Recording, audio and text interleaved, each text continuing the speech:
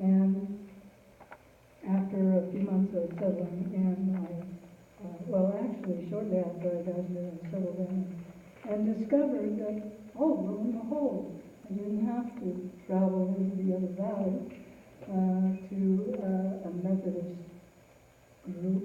There was a Methodist fellowship here.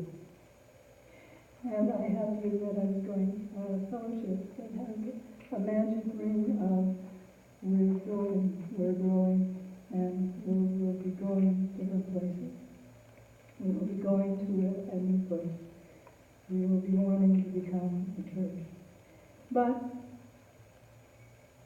the first Sunday that I arrived at Boulder City United Methodist Fellowship, which was, we're an itinerant church. We were in the conference center over at what is now the Quality Inn.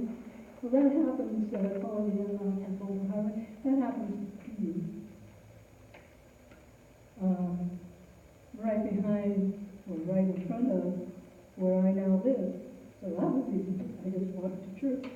And so that got my attendance going, since I didn't have to go there. But really what kept my attendance was the people there. And some of those people are still here today. And there's new people that keep me here. Anyway, as I said, we became an itinerant church. And as is wont to happen, Pastor John made a decision on retirement, and at that time I was part of SPRC, back into those jobs again, and we selected Pastor, agreed for having Pastor Sandy here, and being part of SPRC meant we took on the obligation of helping her complete her seminary and her pastorate.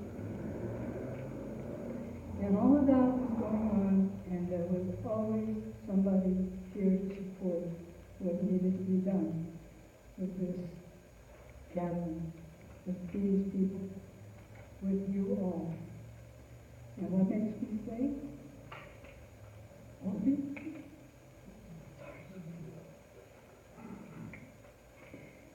So,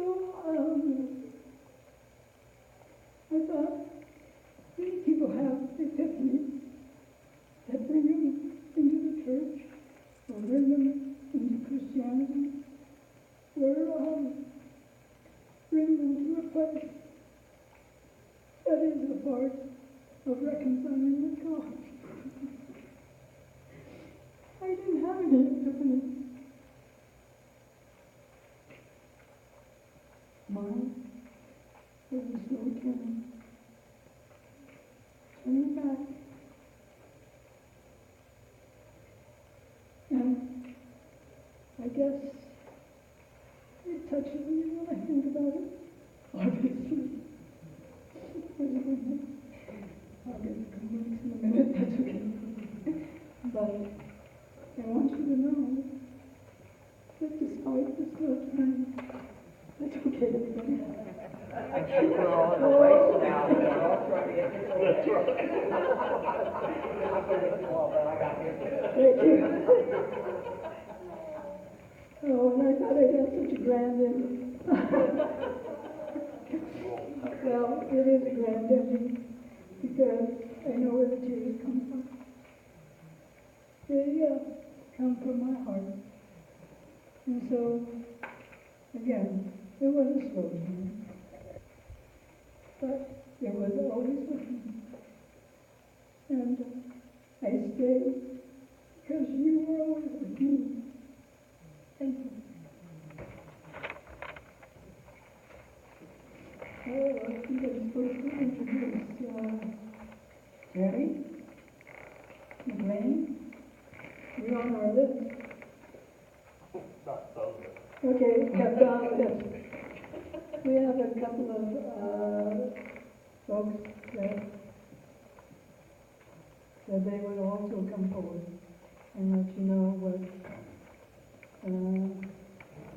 their experience is with, and their stories.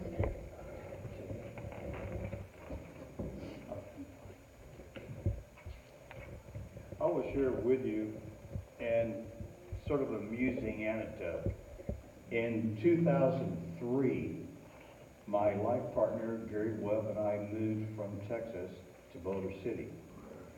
I was fortunate in that my entire life I had been a Methodist, and a Methodist at a very liberal, welcoming, modern with it church. To me, that's what Methodism was, one of love.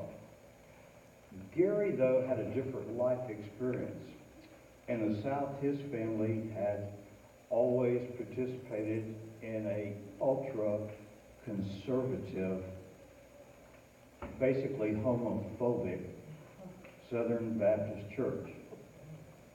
Now, Gary was a concert pianist, and every Sunday morning he would arise and play for 3 different churches on that Sunday. The churches were always waiting in line to attract him to come play. But yet, when service was over, he was not a member of their fellowship. He was gay. That was forbidden. When we arrived in Boulder City, some way I coerced, convinced Gary to come with me to a Methodist service.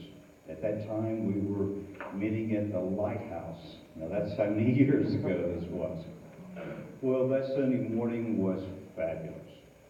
We walked in, the amount of love, the amount of welcoming, the amount of belonging. I cannot tell you the number of invitations that we had to dinner. It was just overwhelming. To me, it was like, this is Methodism. To Gary, it's like, this is strange. You know? Even Ray Charles could see that Gary and I were a couple when we walked in the door. He just could not believe the welcoming that this congregation gave to us. The funny part of this little story is that afternoon, Gary and I went to the old Hacienda Casino. And we were sitting at a slot machine. Each of us had a cigarette in our hand and a cocktail in our hand. And all of a sudden I noticed Gary look up and sort of panic. He stubbed out a cigarette. He pushed his cocktail and mine in between the slot machines. And I said, what? He says, look, there is our Sunday school teacher and his wife coming in the door. And it was Linda and Brian Fox. Well, they each had a cigarette in their hand and a cocktail in their hand. And I said, Gary, relax. We're Methodist. And he said, my God, my whole life I've been a Methodist and I didn't know it.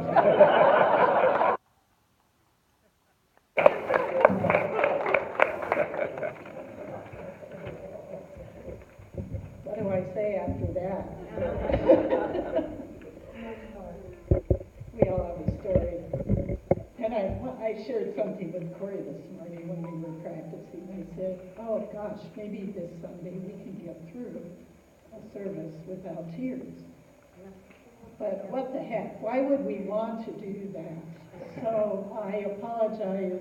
Fred wasn't able to be here, so I hope that what I have to share with you would be pleasing to him as well. Why did we come here? Because Fred told me to. He started coming here before I did. I finally was sort of attracted with the notion that the pastor was a woman. I'd never worshiped in a church where we had the big chief as a woman.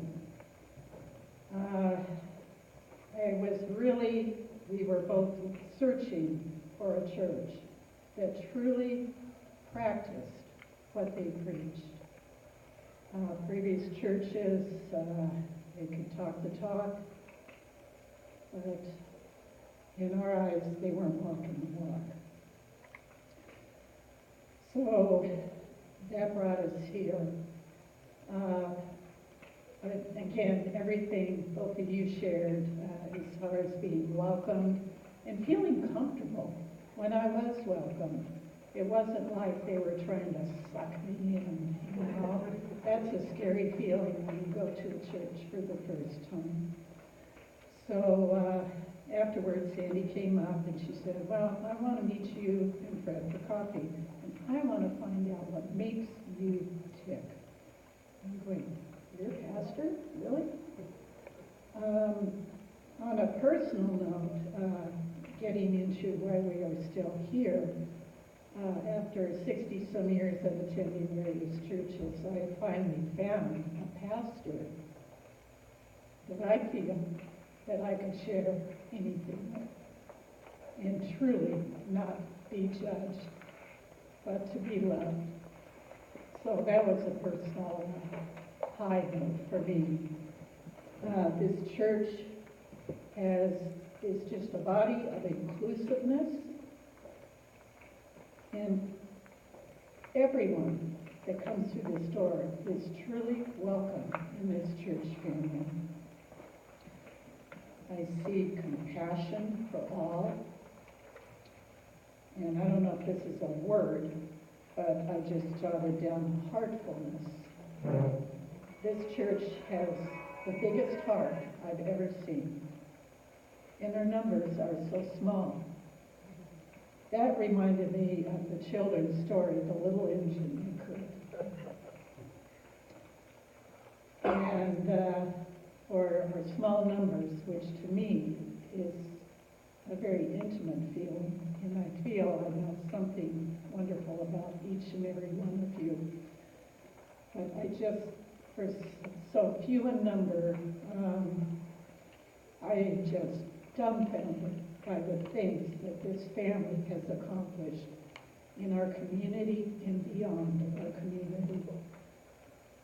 Yes, we are a little church that could, and we are a little church that continues to do what Jesus would want us to do. And I thank you all so much for welcoming me. Thank you.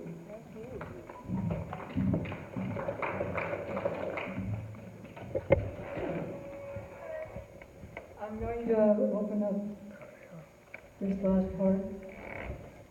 I don't know if there's any of you out there, there is a lady somewhere, that would like to maybe step up and let us know about your experience. See? I'm kind of a slow-moving here, so. Not as high as you've been. I'm loud enough. I just wanted to say, I'm still new here, but I feel so blessed and so welcome and so loved. And I can't thank you all enough. We thank you for being here.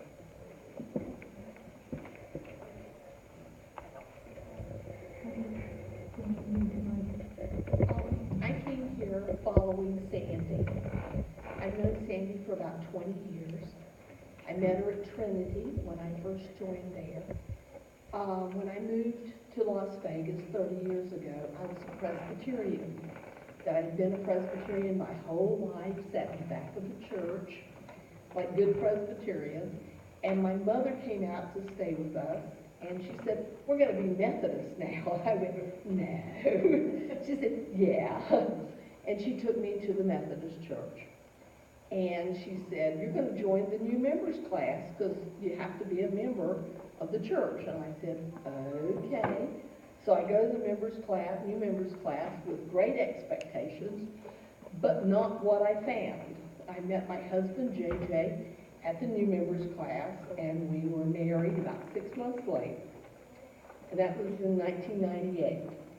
And Sandy was in the church, and I got to know her very well.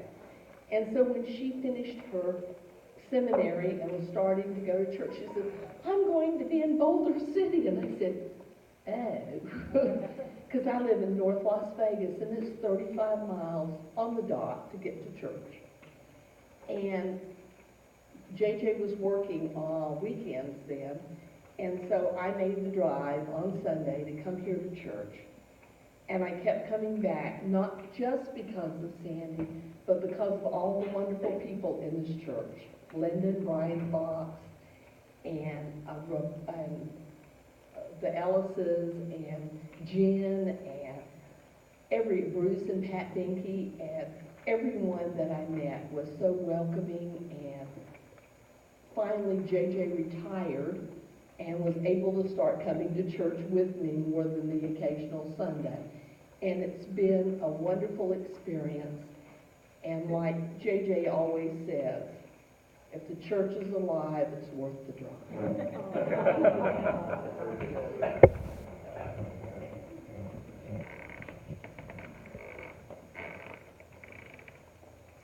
Jen?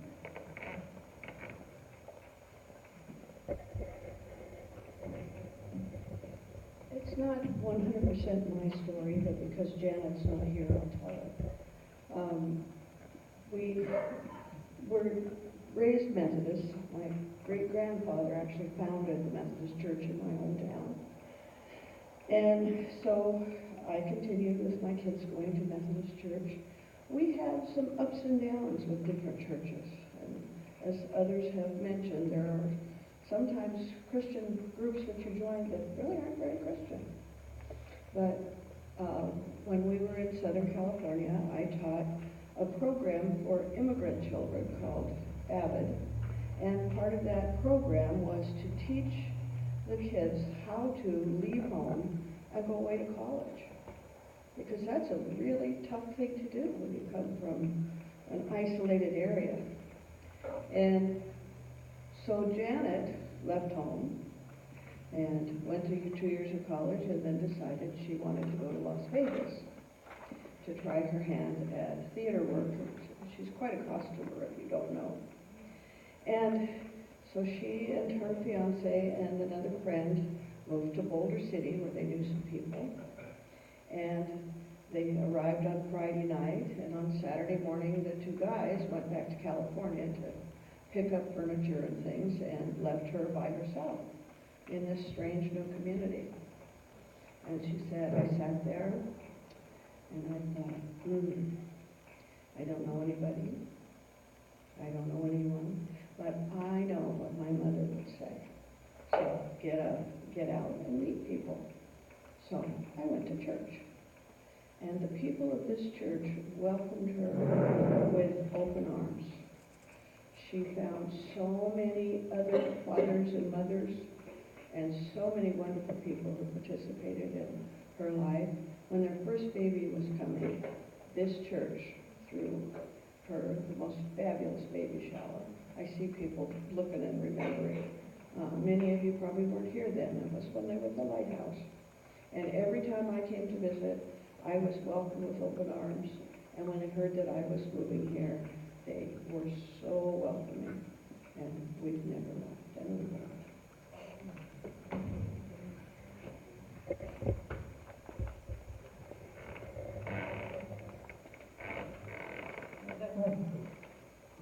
Any more spontaneous stories? I'm glad to take them. I'll make this short, No, but if one anecdote I think I need to share. You may have heard it before. Marge and I bought our house in Boulder City in the summer of 2011, and we decided we've been Methodist all our lives, mainly in Connecticut, but I think my father actually founded a Methodist church, which I was a charter member of, so I'm a charter member of too. And Marge was raised more or less a Methodist. But anyway, we decided we'd try a Methodist church. We had trouble finding it. We went online, gave an address of a house over on Bronco. We rode by it. That's what church is. Eventually, we figured out, oh, it was the senior center. So we came and visited one Sunday, and just once, we went back home to sell our house in Connecticut. And October 27th, 2011, we had 2 feet of snow. We didn't have a fall that year. The leaves did not fall off the trees. The limbs came down across the power lines. We were without power for 6 days. On the 5th day, the phone service was totally out. Everything, the cell phones were out, everything. No power, no phones. The phone rang. I didn't even know we had service back. I picked up the phone. It was Pastor John Rittenhour. What, are you guys okay? We visited once.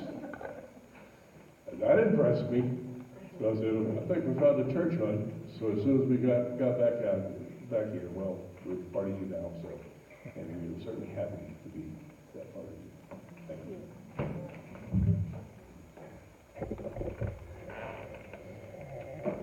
I have one last semi-story to tell. Harriet Ormby, I know many of you know who she is, and some of you do not because she's not been able to attend much, partly due to health issues. But I know that Jane Harp and her family keep Harriet connected with us and watch over her. But Harriet had to have a procedure, or was going in to have a procedure done to hopefully help the large amount of pain that she has to deal with. And also it involves her back, which also involves her mobility. But I have a note here that Jane handed me, and not being skilled at how to work these things in, I figured this is a good place. This is a good place to work this in. So here's Harriet's news. The implant surgery was not successful. Side effects of the procedure have left her in greater control of the lower body. She is in less pain and is more mobile. So not all procedures have to be successful to have a positive outcome sometimes. There will be another visit to the surgical center on November 7th to try another method of pain relief. But she thanks us all for our prayers for an unsuccessful procedure that helped her. And she requests that we keep it in her.